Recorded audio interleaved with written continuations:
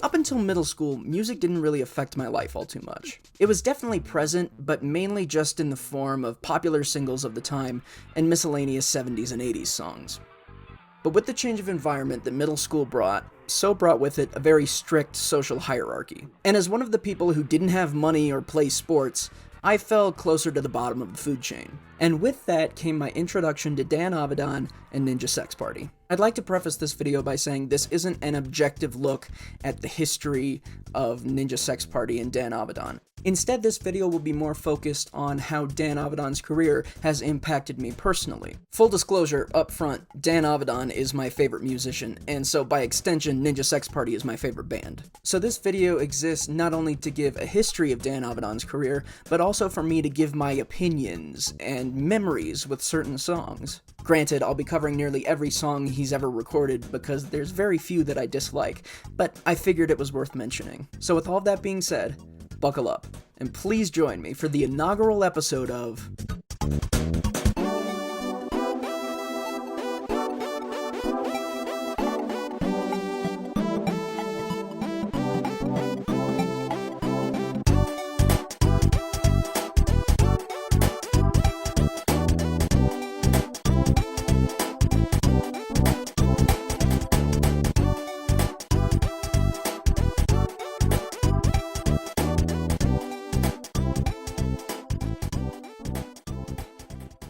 ...2013 marked two important parts of my life up to that point.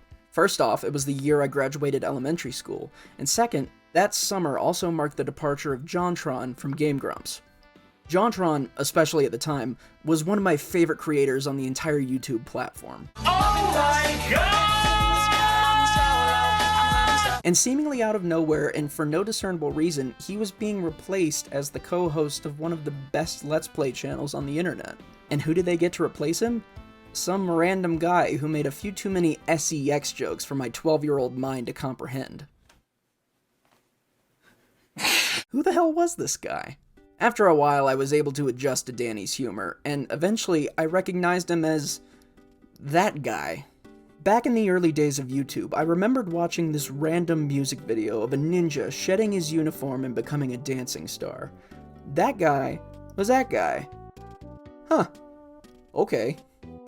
And so began my journey with Ninja Sex Party. With the beginning of middle school brought the first singles dropped from their new album, Attitude City. I have fond memories of sitting around lunchroom tables watching their newest music videos with my friends, or running the mile in gym class and chanting off lyrics from NSP's secondary band, Starbomb. And for a while, that was kinda it. When they started releasing cover songs when I was in high school, I jumped back on the NSP hype train a little bit, but I wasn't the super fan that I am now. It wasn't until my final semester of high school and my first semester of college that I fell totally head over heels for Ninja Sex Party and everything Dan Avidan has ever touched. With the release of TWRP's music video for Starlight Brigade and NSP's release of Under the Covers Volume 3, I was reinvigorated and listened to all of their original albums again. And what do you know? Here we are today. But I want to go back to the beginning, going chronologically through each of Dan's singles, EPs, and albums over his wide singing career and various bands. As I said earlier, he's my favorite musician of all time, and he's one of the most influential people in my life up to this point. So be ready to come face to face with some cold, hard, personal opinions. But hopefully with this video, I'm able to show just why I love his work so much, and why he's such an inspiration to me today. With all of that said, let's examine the incredible music career of Dan Avidan. I don't want to spend a whole lot of time on the Northern Hues, because we have way bigger fish to fry, and I don't want to be here all day. But to put it simply, the Northern Hues and their self-titled EP aren't that bad at all. Dan's writing and vocals definitely aren't very well developed yet, but the band's laid-back 70s ballad rock vibes are pretty relaxing. Of all of them, my favorite is probably Get a Ride, as its instrumentation as well as Dan's vocals and lyrics are very peaceful and somewhat thought-provoking.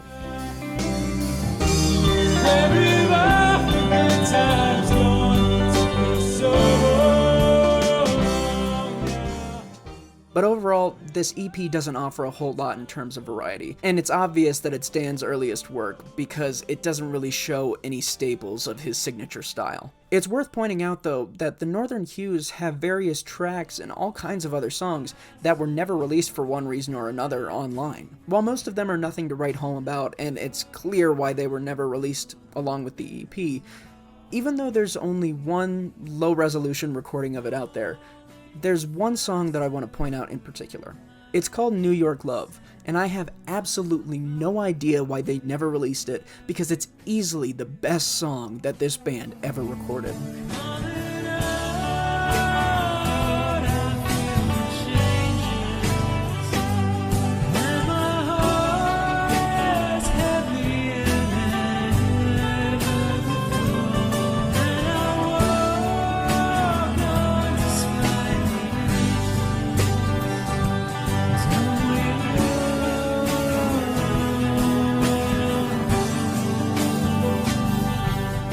This song is beautiful. It's genuinely gorgeous. I can't recommend you check it out enough. Seriously.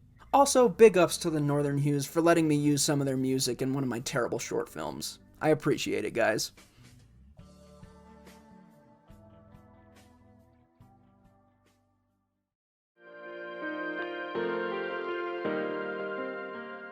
In 2006, Dan partnered with fellow indie musician Peter Linux, and over the span of about a year, they created the album Run with the Hunted, under the name Skyhill. And as far as I'm concerned, their two combined talents were a match made in heaven. Aside from their first track, Hands on the Water, I love every single song this band ever recorded. Sometimes some of the songs run into the issue of sounding kind of samey, but each song offers up this super chill vibe, where Lennox's mixing and instrumentation and Avidan's lyricism and vocals really mold together well. Dan's writing has evolved a bit since the days of the Northern Hues, and songs begin incorporating multiple layers of harmonization, one of Dan's modern staples. It's too bad Lennox and Avidan couldn't have produced more music together, as what they put out really was pretty good, but who knows. Maybe we'll hear more from Skyhill in the future. As for my favorites on the album, Afterglow is really pretty.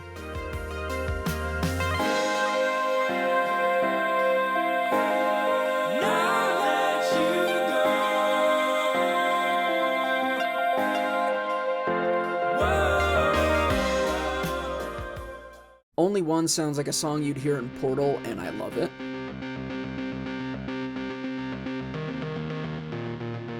Storms of September is gorgeous. Black and White and its reprise are both great, and the title track, Run with the Hunted, is breathtaking. And big ups to Peter Linux for also letting me use some of their music in another one of my garbage short films. Thanks for that.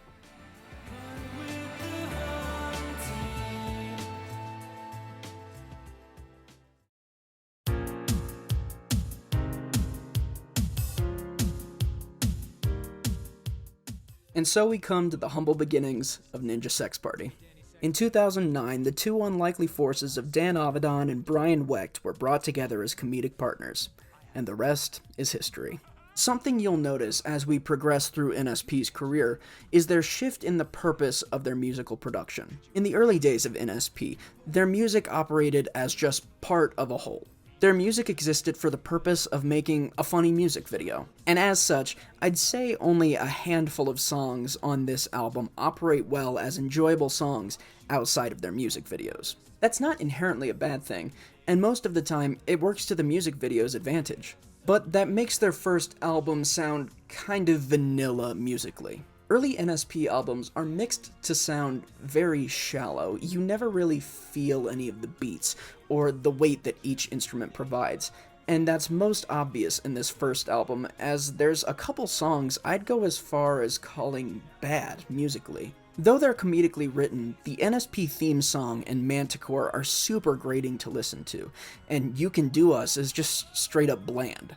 Other more boring songs like Objects of Desire or No Reason Boner are made better by their music videos, but the songs like Sex Training and 3 Minutes of Ecstasy are so good with their music videos that it makes them hard to enjoy without them. But no matter how simple it is, I Just Wanna Dance is funny in any context.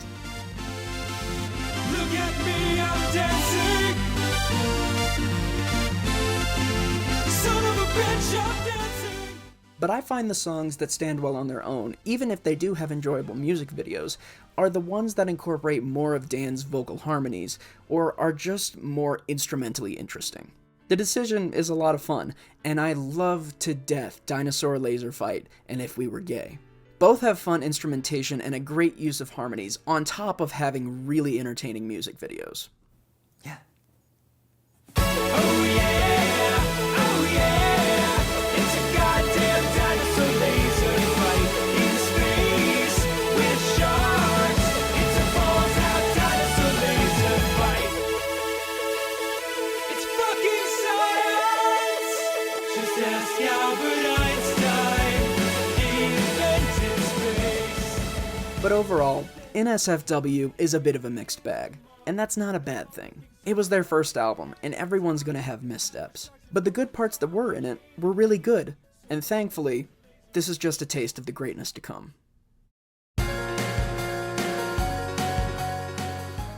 While most of the songs on this album still have issues with the shallow mixing, it's noticeably not as bad this time around. The production of the music videos has been upped in every way, and their overall song production seems to have been given way more love and attention this time around. But of all of NSP's albums, this is the one I'm most conflicted on. While there's a few songs I really enjoy independently on this album, almost half the songs on this album are completely forgettable without their music videos. And like I said, all of the music videos for this album are great, even elevating one of the stupidest songs in their whole career, The Ultimate Sandwich, to be something pretty enjoyable. But in my mind, an album of songs should operate as just that. Songs first, music videos second. It sounds like I'm tearing this album a new one, and I'm really not. It just feels like this album operates way better on a visual level than it does a sonic one. With all that said, Best Friends Forever and Unicorn Wizard are a ton of fun as just songs. Not to mention Everybody Shut Up. I've always considered the bridge of a song, no matter how important it may be to the structure of almost every song ever made, the most bleak and uninteresting portion of a song. A lot of the time they can totally slow down the pace of a song and really kill its momentum. But Dan never ceases to amaze me with how great his bridges are. In a lot of cases, he even manages to make the bridge the most interesting part of the song, and Everybody Shut Up is a wonderful example of that very specific talent. Do you ever take a moment and look up at the stars? Think about your life and just how stupid you are. If it makes you feel better, I'm a fucking rock star with an amazing penis. But without a doubt, my favorite song on this whole album is Rhinoceratops vs. Super Puma. It's just super catchy, and I think it's a lot of fun, and I think it perfectly captures the tone of early era NSP. Strawberries and Cream, no matter how conflicted I am on it, is a big step in the right direction. It's messy, but I really can't blame it for that. Not only was this album released, but with his new partnership with Aaron Hansen of Game Grumps, so came with it. I'm just gonna come right out the gate and say this up front. I don't care for Starbomb all that much. People love this band, and I just can't see it. It's got a fun concept and all. Goofy parody rap songs about video game tropes, while not entirely original, can be done well. But the problem with Starbomb is that it combines the musical talents of Dan and Brian with Aaron Hansen. Now let me clarify something. Aaron Hansen is a great dude. He appears on my influential people collage. He's a very talented voice actor, animator, and comedian. I'm a medium, by the way. Lots of fans keep sending me large stuff, and I can't wear it because it's too big. I'm an XL. A lot of fans keep sending me a small because they think that I'm a petite little boy. But I'm, in fact, a large, fat man. He's all around a very nice guy with a lot of great talents. But notice that of all those great talents, being a singer was not one of them. Aaron's approach to singing most of the time, at least in this album, is, let's see how loud I can yell. Sometimes it really works and fits the song. But most of the time, it's just... Let's go collect rings and run through the meadow and jump on spring. We'll laugh and we'll play all day and all night while your eyes are red tails. You feeling alright? Yo, fuck your ring, Sonic! It's time to get real! And to his credit, sometimes he doesn't yell. Sometimes he stays laid back and relaxed, and it really works. That's not to say Dan and Brian are totally sinless in this album either, though. Take the song The Book of Nook, for example. While I may like it musically, it doesn't fit the subject material whatsoever. Animal Crossing is not a place you wanna fuck around.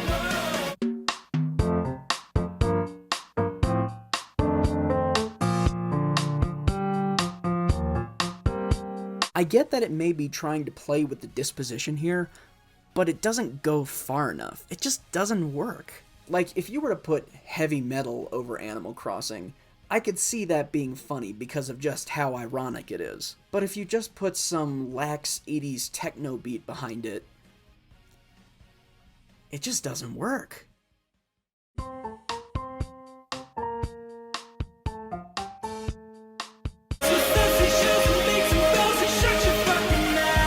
Again, I respect Aaron Hansen immensely, but Starbomb just clashes on almost every level for me. The official music videos they put out are all great in their own ways, and of those music videos, each song works with the strengths and weaknesses of everyone involved. Again, I sang these songs with friends of mine all throughout junior high, but the unfortunate truth is that these 3 music videos exist because they're really the only ones worth listening to.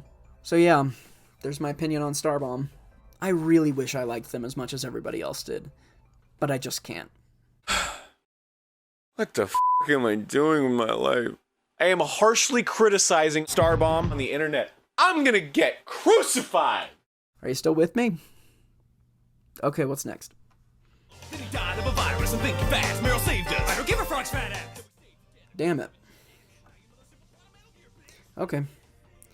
This one's just as bad as the first one. Yeah. I'll say this much, though. While there's really only one song that I listen to pretty frequently from the first Starbomb album, this one's got 2! The simple plot of Metal Gear Solid is musically, lyrically, and vocally interesting. On top of that, it doesn't take itself seriously, which is exactly how Starbomb should be. Plus, it's got one of Dan's most interesting and catchy bridges. It's pretty great.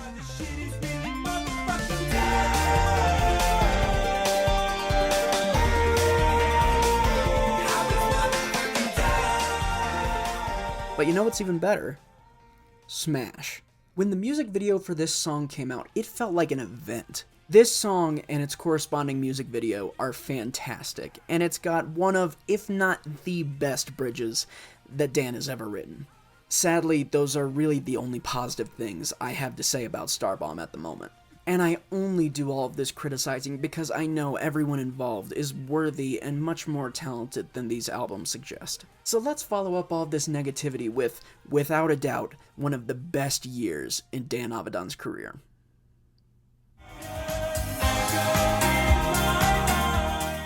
Yeah, I'm devoting a whole section of this video to just one song. It's that good. Yes, for a brief time in 2015, Peter Lennox and Dan Avidan teamed up one last time to release Skyhill's currently final song. I really began getting into Skyhill around 2017 after all of their music was already released. In fact, this was the first song of theirs I'd ever heard, and upon my first time hearing it, I knew that I had found my favorite song of all time.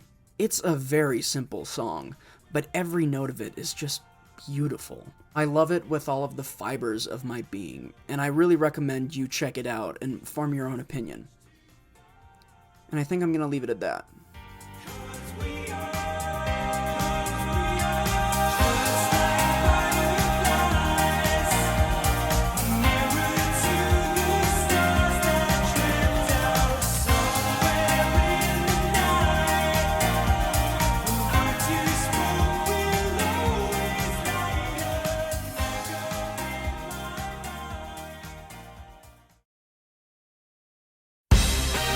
Why, hello there. You're a very attractive young lady. Ninja Sex Party's first 3 albums all have this certain feeling that aren't really shared with any of the albums afterwards. If you think about it this way, it's really similar to the Beatles' career. There's the early years, the peak of the early years, the transitional phase, and then the modern era of hit after hit after hit. And this is it. The peak of the early years of NSP. Every single song is written to peak comedic perfection, The instrumentation is much better and more diverse, and of all of their albums up to this point, this one most clearly establishes a tone across the entire album. There isn't a single song on here that I don't like for one reason or another. And for most of the music videos, they simply add to the experience instead of being totally mandatory to otherwise enjoy a song. Sure, I think Cookies works better as just a music video, but I'm willing to overlook it because of just how great the rest of the album is. Holy crap, these songs slap. Road Trip is hilarious, Attitude City is amazing in almost every way, Why I Cry is a legitimately cute ballad, Dragon Slayer pumps me up and it gets me singing along every time I hear it, Party of Three and Peppermint Creams are fun, and 6969, holy lord. This is the best parody song I've ever heard, and easily one of the best songs the band has ever put out. It's so well written, and it establishes its world so clearly that I personally know multiple people who have listened to this song for years without ever knowing that it was a parody of another song. Nearly everything about it is perfect. Dan's vocals and lyricism, Brian's mixing and instrumentation, the harmonization, everything. These songs were the best thing in the world to my adolescent self, and they're still pretty great today. This is a wonderful album. But with that said, this album introduced a new kind of problem. A good problem. The songs are so legitimately good that sometimes the music videos just can't do them justice. Dragon Slayer is an epic-sounding, adventurous song with a goofy twist, but the music video is just standard NSP antics.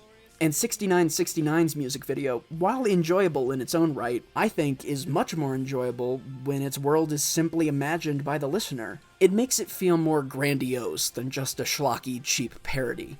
Regardless, Attitude City is solid in every sense of the word. And if this is only the peak of the early era, things can only go upwards from here.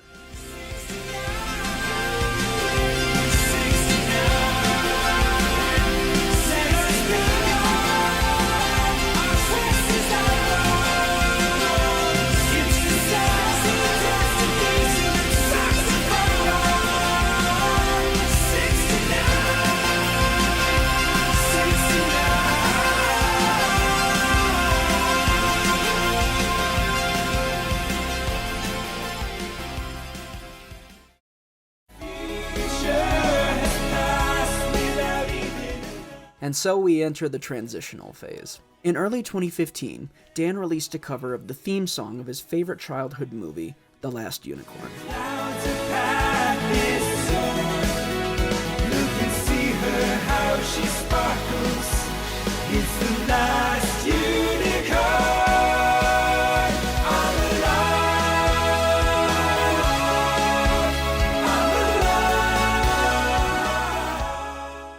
After an abundance of fan outcry, and Dan and Brian wanting to change things up, Ninja Sex Party's first cover album was born. 2015 also marked the beginning of NSP's partnership with another band called Tupperware Remix Party, or TWRP. By the time this album came around, NSP began branching out and experimenting more, employing TWRP as their full-time backup band. Gone are the days of shallow sound mixing. This album ushers in the usage of harder and deeper real instruments, on top of Brian's expert keyboarding. And while this album is a little messy, I have something to say about every single song on it. While I usually hate covers of famous songs, NSP found the perfect way to somehow bridge the gap, even occasionally creating products better than the originals, a feat nearly impossible to pull off. So without further ado, Take On Me doesn't start off promising with these horrible droning drums, but it just gets better as the song continues. And Dan's vocal harmonies are so beautiful that this one places slightly above the original for me.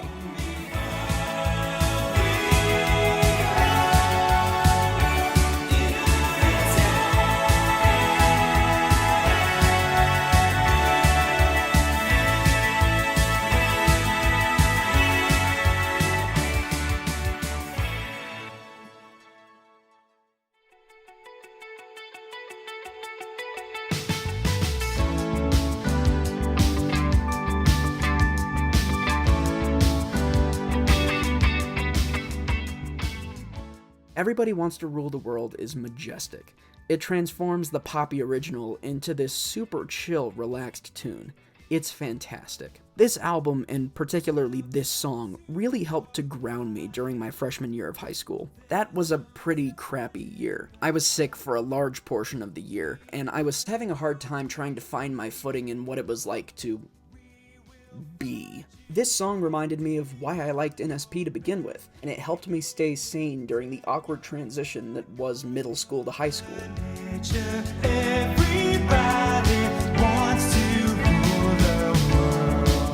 It was one of the songs that pushed me to sing more in public and eventually join choir classes. It even helped me to reestablish one of my kinda broken friendships from elementary school, which I will be forever grateful for.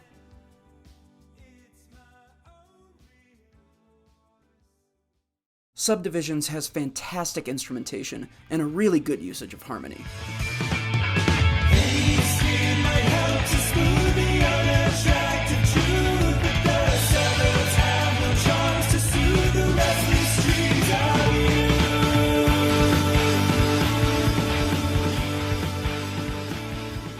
Your Love, at face value, is a near identical copy of the original, but its change of key from the original greatly improves it, making it feel very tranquil and relaxed. Misunderstanding is just on par with the original, it doesn't really add anything crazy. Rock With You is nice instrumentally, Madrigal is very simple, but it's a pleasant listen.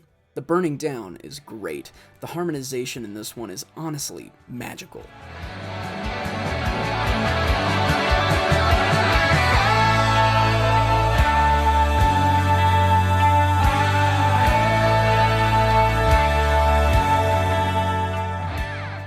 But in shortening the song to only about half of the length of the original, it really loses the weight that comes with the ending. If NSP's cover had a bit more of a cohesive ending like the originals, this song could have easily been one of the best songs on this album. Still great, but it feels like it's missing a bit of its full potential. Jump, while it doesn't really compare to the original at all, they clearly had a ton of fun recording it, and being able to hear their entertainment makes this subpar cover much more enjoyable to listen to. We Close Our Eyes is super funky, but it really lacks the soul of the original. The Last Unicorn has incredible vocals and harmonization on Dan's part, but it's utterly impossible to stand up to the original. It's clear that Dan knew this going in, only recording this cover out of his sheer love for the original, and the passion can be heard in every note that he sings. And Wish You Were Here is better than the original in nearly every conceivable way. It's gorgeous in every aspect, molding the soft rock tones of the original into a soft, mournful ballad. It's beautiful beyond belief, and it's easily the best song on this album. Running over the same old ground, what have we found? The same old fears. Wish you were here. Through his years of being on Game Grumps, it's become clear that Dan, as well as being a creative force to be reckoned with, is one of the sweetest, most honest, most down-to-earth people in the public eye. I've had that thought when I was younger. I used to think, I'll never be good at playing guitar. I've never played guitar, and look at how amazing some people are.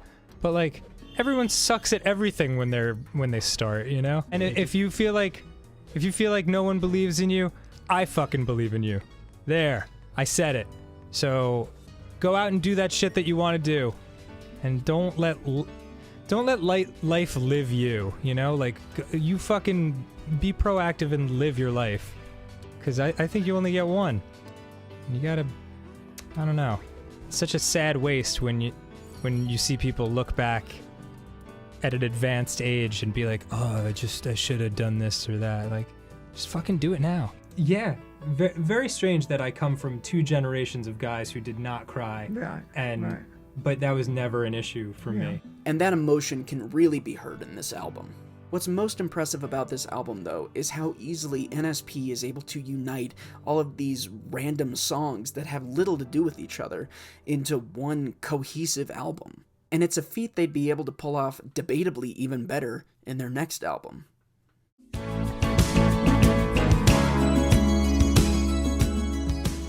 While collectively I love less songs in Volume 2 than I do in Volume 1, Volume 2 just has so much more instrumental richness, and the few songs that I really love are just sensational. And Dan's incredible passion for everything he does can be heard at every turn in this album, I think, more than ever before. Africa is a well-beloved song, widely known by just about everybody. It's even one of the ancient songs that people of my generation enjoy on a regular basis, even almost 40 years after its release. It was pretty ballsy of NSP to take on this song in the first place, let alone have it be the first track on this album. Does it pay off? Not really. While it's got some nice instrumentation, its vocal mixing is just not for me, as it favors to put the higher vocal harmony over top the lower, in opposition to the original. There's nothing that 100 men or more could ever do. I bless the rains down in Africa. There's nothing that 100 men or more could ever do. I bless the rains down in Africa.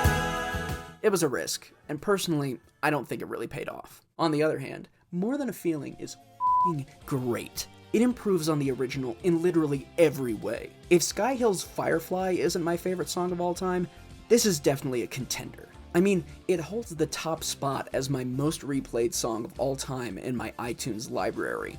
A library with over 4,000 songs that I've been building for the past 12 years. Yeah, it's that good. Now begin dreaming. Till I see Mary Ann walk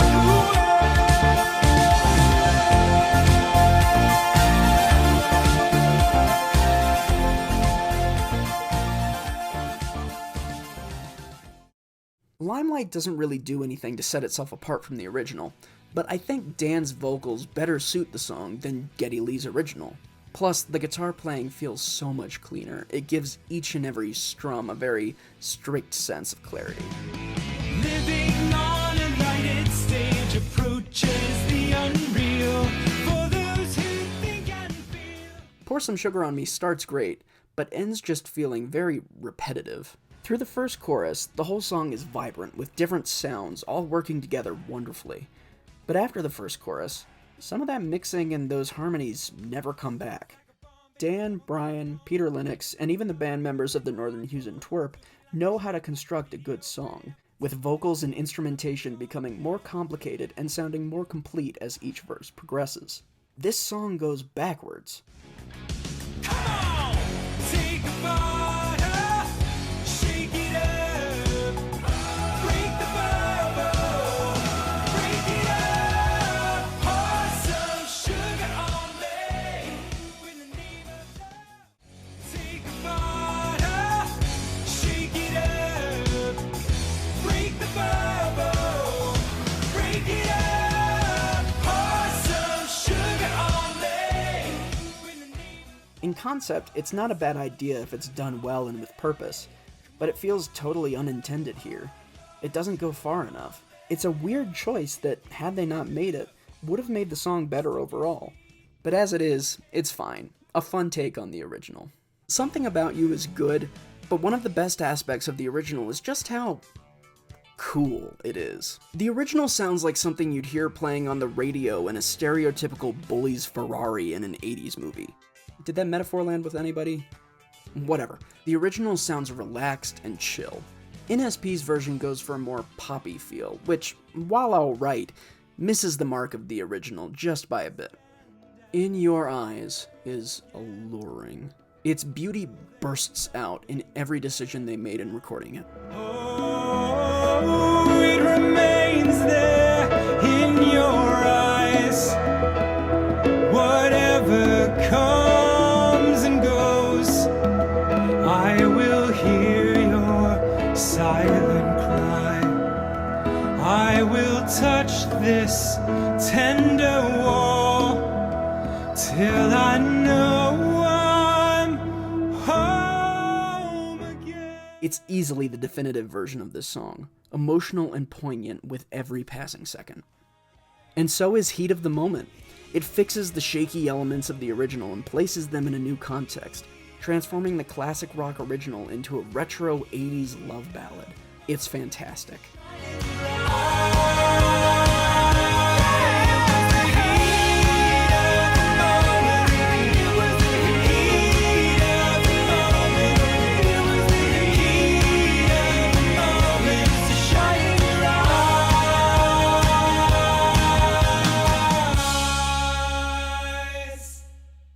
You Spin Me Round Like a Record is a ton of fun, but it reminds me of Sonic 2.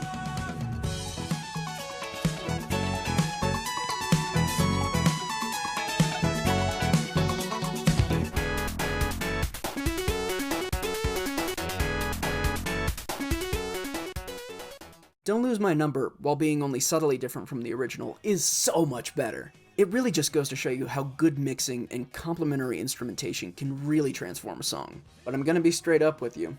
I Wish is the only NSP song that they've ever recorded that I fully dislike. I like nearly nothing about it. I can appreciate the immense amount of work that went into recording it, but I cannot listen to this song. The style they're going for just does not work for me. And I like jazz. I love the original song, but NSP's cover of the song just does not work in any way. That may just be an opinion held by me, but I do not understand this song. Your Wildest Dreams is nice, but I prefer the original. And Rocket Man is just something else, man. The Super Guitar Brothers, the geniuses also behind a large portion of the instrumentation behind Wish You Were Here, take the helm up once again, along with Brian's classical piano playing and Dan's angelic voice to create this incredible, soulful take on Elton John's original classic.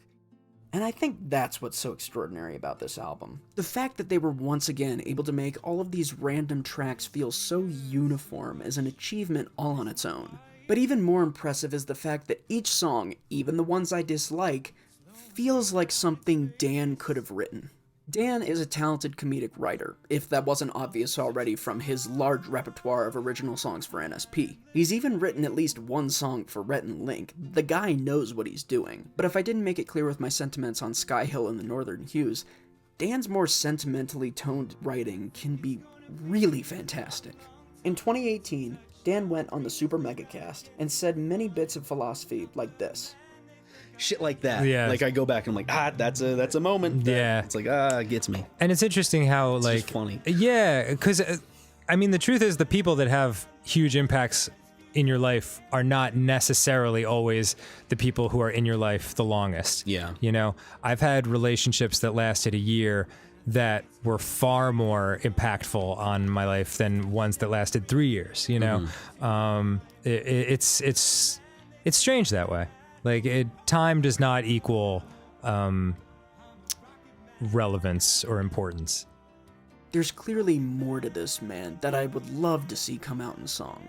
I'll get more into that later, but back when this album was released in 2017, it made me realize just how much I'd love for Ninja Sex Party to release an original album that took itself a bit more seriously. But again, more on that later. As it stands, Under the Covers Volume 2 feels a little bit more muddled, but for me, More Than a Feeling, In Your Eyes, Heat of the Moment, and Rocket Man make this album possibly even better than the first. And if shit can be this good and we're only at the beginning of the modern era, this is going to be one hell of a ride.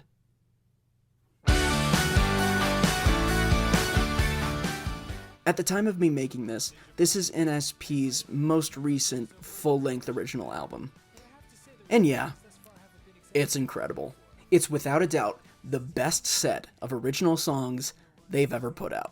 And while I love this album to death and will definitely sing its praises, that doesn't mean I'm above critiquing it. I adore 8 of the 11 songs on this album, but those other 3, they've got a couple issues. It's worth pointing out, first of all, that the production value of each and every music video has been raised substantially for this album. Each one of them is just fantastic, and they each have that classic NSP charm, while now maintaining this level of pure professionalism. They're all sensational, but then the problem arises again that some of the songs are still written to be reliant on the music video to fully enjoy them. I find the song Release the Kraken to be completely bland and unfunny by itself, but the music video adds all of these funny visual jokes and references that considerably enhance the experience. And Eating Food in the Shower is musically chaotic and just so confusing that it cannot be enjoyed as a standalone song. But on the flip side, the music video is legitimately one of the funniest things I've ever seen. Seriously, that chaotic energy from the song is perfectly portrayed in the music video, and it just makes it so much fun to watch. The last song I have a problem with is GFY. Like, what the hell is this? I don't even know if I can call it a song. It's more like a chant that you would hear at a high school football game. I can't figure it out because it really doesn't match the tone of the rest of the album at all. It just feels like a space filler that didn't need to be there. I don't know why it exists. But believe me, those are the only biting comments I have to say about this album. I can't complain about basically anything else. The title track, Cool Patrol, is so energetic and just phenomenal. Let's kick it!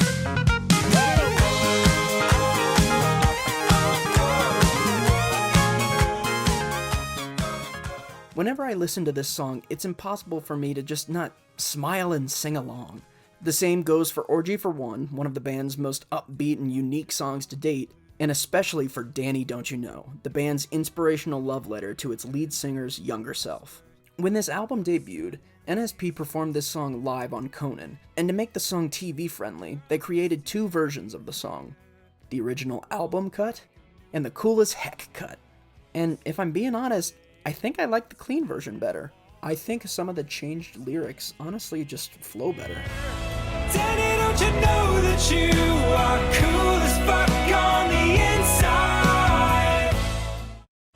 Danny, don't you know that you are cool as hell on the inside? Great song either way.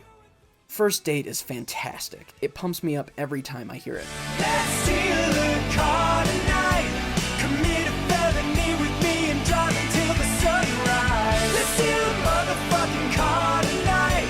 Be young and alive. So let's commit some crime. Smooth Talkin' is funny, Heart Boner is really cute, Courtship of the Mermaid is a hilarious subversion of expectations, and Mansion Party is a very funny, creative, jazzy tune that always makes me laugh. Turn right at the 7th bathroom, then I left in my laser car. You can ride my purebred stallion. If you hit my mode, you've gone too far.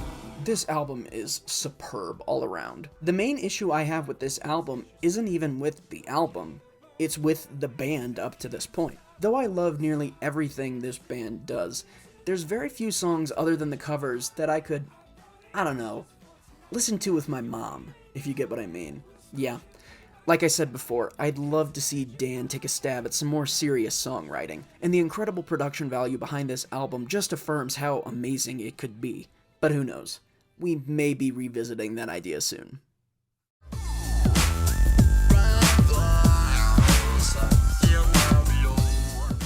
Finally, the last Starbomb album. And yeah, this one's still kinda messy. But I'll give credit where credit is due. I don't hate this one. While the songwriting in something like A Boy in His Boat seems really lazy, and songs like Donkey Kong Jr., Filling in the Name of, and The Simple Plot of Kingdom Hearts can be pretty annoying at times, every song on here feels so fully realized. The instrumentation is honestly incredible for every song on this album. Aaron and Dan's vocals really mix well, and it's clear that within the time since Player Select, that Aaron's voice is enhanced considerably. Even the songs that I don't personally enjoy on this album still make me chuckle here and there. Well, except for Donkey Kong Jr. That's a legitimately bad and very lazy song, but I don't think that's a very controversial opinion. But Hardest F***ing Game in the World has this great energy all throughout. Welcome to the Mario Party is easily one of the best songs the band's ever produced. A wild guitar solo appears is really funny. Blowing the Payload has a great schlocky tone that totally fits the subject matter. Vegeta's Serenade, even given the subject matter, is legitimately really pretty, and it shows just how much Aaron's vocals have increased since the first 2 albums, as what he's doing in this album he physically couldn't have done earlier. It shows his progression really well, and This Song Sucks, apart from its dumb ending, is musically spectacular from its mixing to its vocals and lyrics. The lyrics especially show just how tired everyone in the band is with the idea of Starbomb.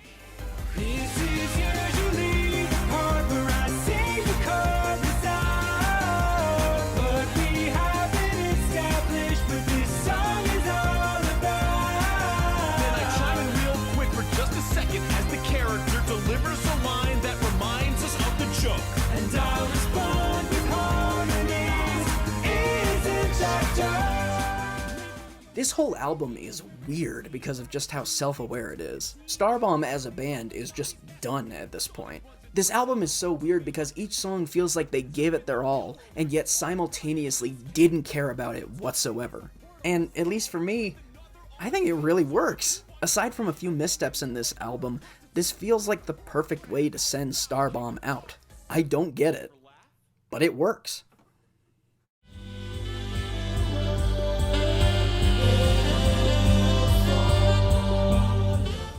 In 2015, around the time of the team-up between TWRP and NSP for the creation of Under the Covers Volume 1, Dan began being more involved in some of TWRP's original music. Dan wrote the lyrics and performed vocals for a handful of their songs over a number of years. Songs like 2015's The Hit, 2017's The No Pants Dance, and 2018's Built for Love, my personal favorite of the bunch. But in May of 2019, seemingly out of nowhere, TWRP released a music video for what is, in my opinion, their greatest song, aided in no small part by Mr. Daniel Avidan. It was called Starlight Brigade, and from the very opening moments of the music video, you knew you were in for something special.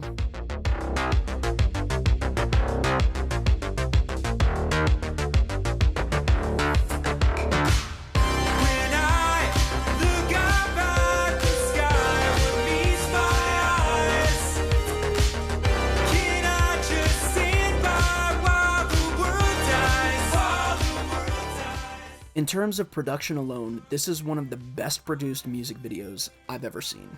It oozes this gorgeous fantasy retro sci-fi aesthetic that superbly matches the storytelling of the song. The visual complexities with every frame of animation, the stunning color work, the character and world design, everything about it was given so much detail and care that I can't help but gush about it. And that's without me even mentioning the accomplishments of the song accompanying it. For any of you out there who have seen the music video, I recommend you check out the album cut of the song, as the mix they use in the music video doesn't get across just how technically complex and masterful this song is.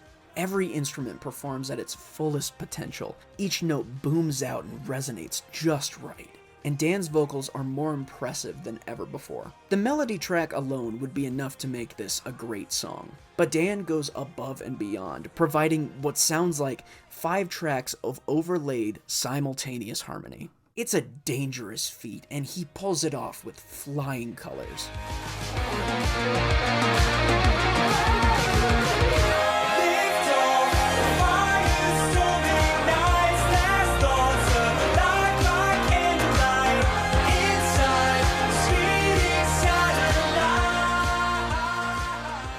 But this song wouldn't work nearly as well if it wasn't so well written. Dan's lyrical storytelling really stands tall here, giving us all a heart-pumping, seriously toned, marvelous modern epic of a song.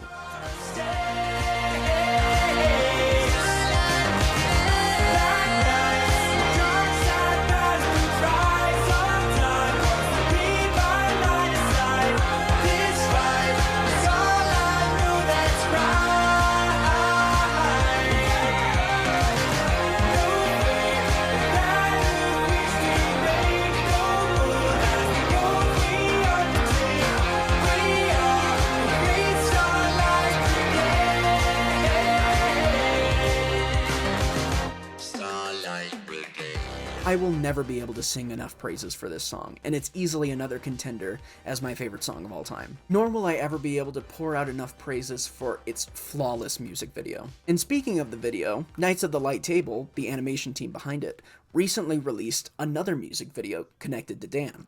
In February of this year, the Game Grumps channel published a music video for a song that seemingly a large portion of the TWRP, NSP, and Grumps fan bases were completely unaware of. In 2017, unbeknownst to many, Dan wrote and recorded a song with retro rock band Night Runner.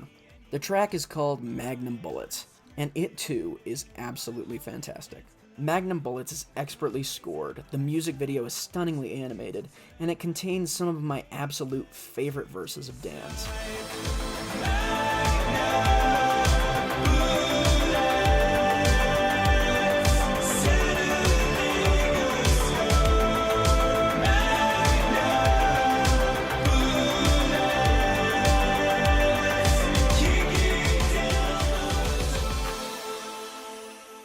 Much like the work of musicians like Donald Glover and Ben Folds, both of whom also appear on the collage, when Dan takes himself seriously, the guy is a f***ing poet. Back up the stairs again.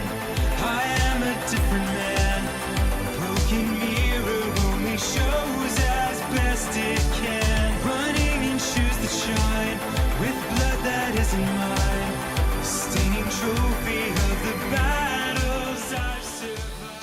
I think it's inevitable that NSP will eventually put out original songs that take themselves more seriously, but only time will tell. As it stands, TWRP and Night Runner's collaborative pieces are some of the most impressive adages to Dan's insane musical lineage. Memories that drown a wasted life.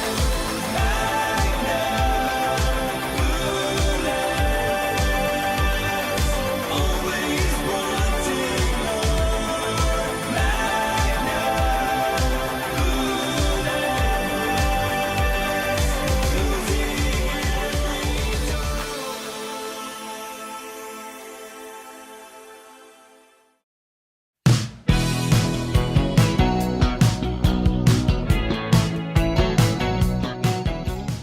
Holy sh*, things just keep getting better. This is the highest produced, most complete feeling album Ninja Sex Party has ever put out, and not just of their cover albums, of everything they've ever produced. Everything about this album is directed just right. It feels so fully realized that I can't help but love everything about it. We Built This City, while it lacks some of the raw, chaotic energy of the original, has instrumentation that's pretty fantastic, and it's obvious that they had a ton of fun recording it. The key change in their cover of Photograph does nothing but better the song. Down Under makes the original look primitive in comparison. It's got so much hyperactive spirit and personality. TWRP went 110% instrumentally here. This is the funkiest, most upbeat way this song has ever been portrayed, and it never ceases to make me smile. This is without a doubt one of the best songs the band has ever recorded.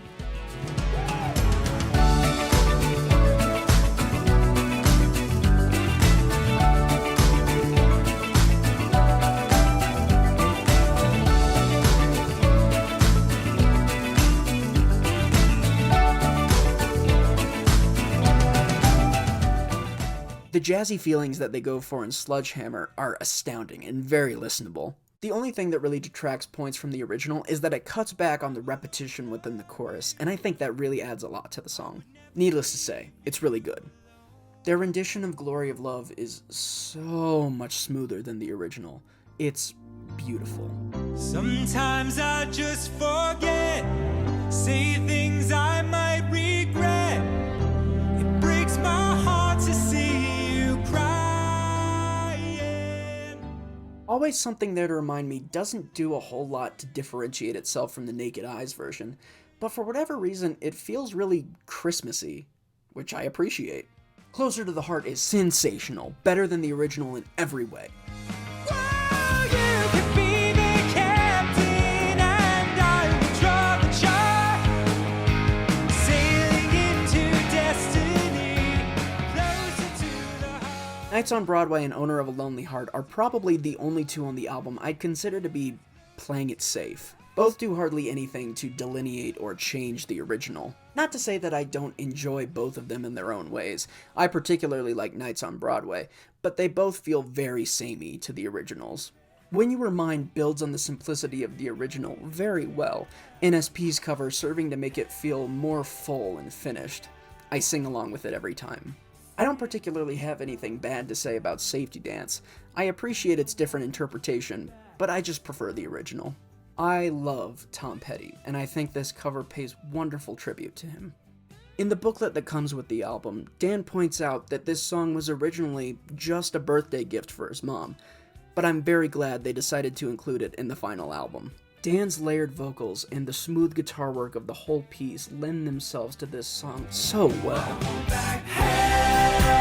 Hey, baby, there ain't no easy way out. I want back. Hey, I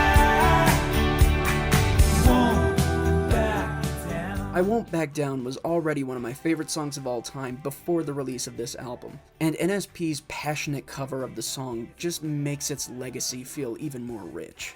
To quote Dan himself, "Tomorrow isn't promised to any of us, so make sure to go out and do what you want to do with this life.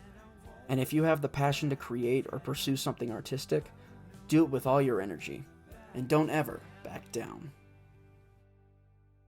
And that should have been the end of it. Up to this point, each Under the Covers album has had 12 tracks. The final track always being a stirring, guitar-centric cover of a famously meaningful song. I Won't Back Down was that. But NSP decided to outdo themselves and include one last track on the album.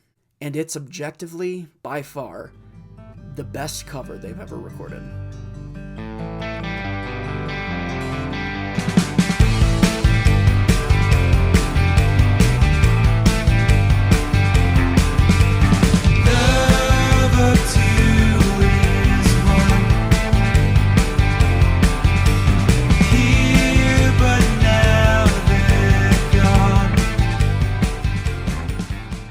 Don't Fear the Reaper is astounding.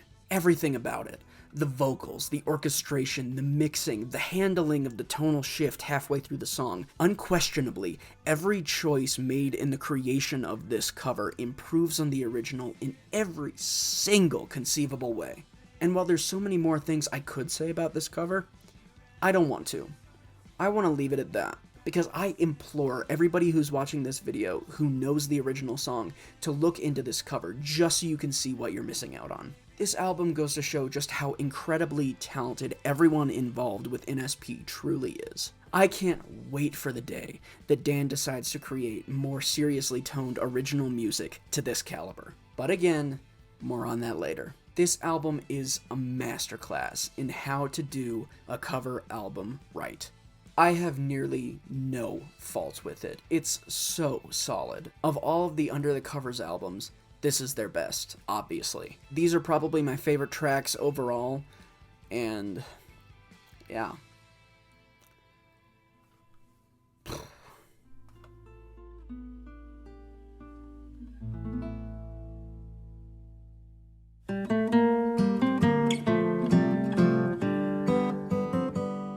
The most recent complete project Dan's been involved in was yet another cover album, but instead of being spearheaded by the usual suspects, Dan partnered up with specifically the Super Guitar Brothers. And for a full album primarily just utilizing the acoustic guitar, it's got a nice variety of styles between each track, and I don't dislike any of those tracks at that. Every one of them gives a unique interpretation of its source material, some of them even going to fully change genres in the process, usually for the better. Kiss from a Rose is beautiful, and also kind of a meme. What's to dislike? Black Hole Sun transforms the edgy mid-90s original into a really pretty piece of art. I still haven't found what I'm looking for. Nights in White Satin and Scarborough Fair make my ears melt. The Sphere is pretty, but too short. The Head Over Heels instrumental is gorgeous, and God Only Knows is really sweet. And not only is Land of Confusion a fun song, but it couldn't have come out at a more appropriate time. There's too many men, too many people, making too many problems, and not much love to go around. Can't you see this is a land of confusion? And while I think Aspirations and Get Lucky are only okay, they don't change my opinions that this is a solid, really enjoyable little album. It's clear that Dan and the Super Guitar Brothers get along great, putting out gorgeous track after gorgeous track, so I can't wait to see more of what they do together in the future.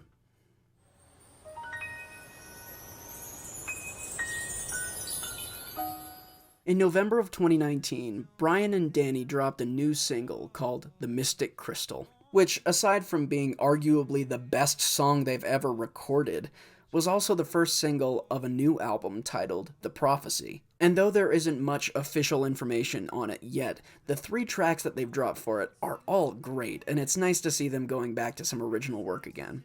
I love this band, obviously, and Dan especially has all kinds of life philosophies that I agree with and try to follow. I've gotten to be a thinking animal on this beautiful planet, which in itself has been an enormous privilege and adventure. Yeah. Jim Henson, in addition to just being an amazing creative force, was also a swell, wonderful guy. And he came up with that quote that I say a variation of at the end of the Ninja Sex Party shows. It's one of my favorite quotes, and this is it. Watch out for each other. Love everyone and forgive everyone, including yourself. Forgive your anger, forgive your guilt, your shame, your sadness. Embrace and open up your love, your joy, your truth, and most especially, your heart. Fucking Jim Henson, man. What an awesome dude. But my God, I don't think there's a subject I could possibly hate more than advertising. Isn't that something? Yeah, it's crazy to think about. But Well, I think the idea was that you were so clever with words. oh, you know, well, yeah, that's what my guidance counselor said, that you're creative, which was flattering at the time and made sense, but like in retrospect, why would I want to use that creativity to make people feel like shit about yeah, themselves? Yeah. And sure, while I don't love every song that he ever put out, I love him and his work because of his integrity. He's a good and very genuine guy who I hope to meet and maybe even work with someday. Any man who will sit down with his grandmother and just talk about whatever for an hour just because they can, and then wipe away her tears while she cries, is someone I can respect to absolutely no end. He's got such a good heart, and that's why I've brought up a few times why I'd love to see some more seriously toned music from him. Keep in mind, anything I say that sounds negative about this guy is not meant to be taken that way. I respect Dan Avidan with every ounce of my being, and ultimately, my opinion is just my opinion, and it doesn't matter. But because of how caring and authentic this man is, I'd love to see some original music from him with the same mood that's portrayed in NSP's covers. Everything that he has done up to this point suggests to me that he is absolutely up to the task. The inherent problem I run into with Ninja Sex Party is that they can be kinda hard to get into. NSP's discography can basically be split into two parts, and by extension, so can NSP as a band. There's Ninja Sex Party, and then there's Danny and Brian. Ninja Sex Party makes satirical and comedic original songs that come off as more entertaining than they do artistic. And while they have a devoted fan base, their music is seen as a little too taboo or niche to be played on the radio. And then there's Danny and Brian, two artists who pour every ounce of their souls into their work, and while they occasionally create game-changing, original, mature songs, they pour a lot of their talent into producing some of the most well-made and sincere cover songs you'll ever have the pleasure of hearing. But then a large number of people will never hear those covers because of the stigma that the original song is always better. You see what I'm getting at here? NSP can be kinda hard to get into unless you've been following them for a while or really know the people behind the music. Like, yeah, I might love Orgy for one, but it's not something I can listen to with every single one of my friends. Or if I try and play NSP's cover of Down Under for someone, a song that is considerably better than the original in nearly every way, some people just turn it down immediately, not give it a chance because it can never be better than the original, right?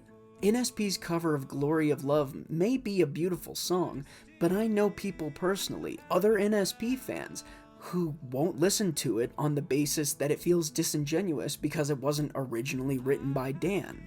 And in some respects, I can totally understand that, and even kind of agree with it. Not enough to make me stop listening to the covers, mind you. Some of their covers are objectively and always will be better than the originals, in my mind at least. But I can't deny the fact that it would feel more genuine if it was something really written by them. It's incredibly evident to me that through his time with the Hues, Skyhill, and with Game Grumps, that this man's soul is just teeming with love and passion, and he has so many life experiences that I'd love to see recognized in his music. I cannot wait for the day when he writes Glory of Love, but in his own words. His poetry still occasionally comes out today, like in Built for Love, Starlight Brigade, Magnum Bullets, and even some NSP songs like Danny Don't You Know and The Mystic Crystal. And with so many seriously toned covers under his belt, it seems like Dan's intentions in music may be shifting a little more. I feel like it's only a matter of time before he starts writing and releasing more original songs completely dipped in emotion, completely unfunny.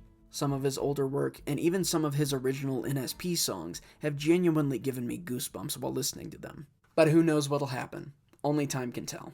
And for the time being, I'll stand behind whatever him and whatever NSP decides to do, wholeheartedly. The prophecy is already shaping up to be pretty special, so all I can do is wait with bated breath for new developments. Dan Avidan, while I've always liked the guy, didn't really start having an impact on me until fairly recently, all things considered. While I followed his journey from far away for the better part of 6 or 7 years, only within about the last 2 years has Dan become such a prominent figure in my life. But that little bit of time has been really significant. And to quote the man himself, The people who have huge impacts in your life are not necessarily always the people who are in your life the longest. We all have our battles to fight and a crystal cage to break through in our lives. But when hope is gone, we will be there to help you rock the fuck on.